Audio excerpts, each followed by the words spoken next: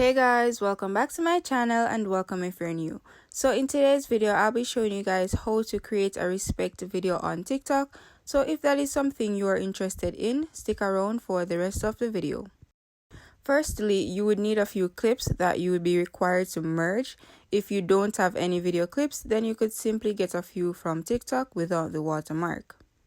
So once you have your clips, you're simply going to launch Capcut and click on Add New Project. So at this point, you would need to import one video clip first. So once the video clip was added, you'd simply need to change the format to 1:1 and adjust to fit the screen.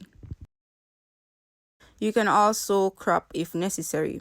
So next, you need to add the rectangle at this time. They typically use white, but to make yours unique, you could use your favorite color.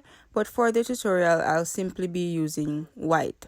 So you'd need to click on overlay, then stock images, or if you have an image in your gallery, that would work as well.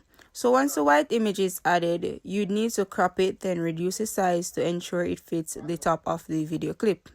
So you can take the time to align it perfectly, then you would need to drag the image to fit the length of the video clip.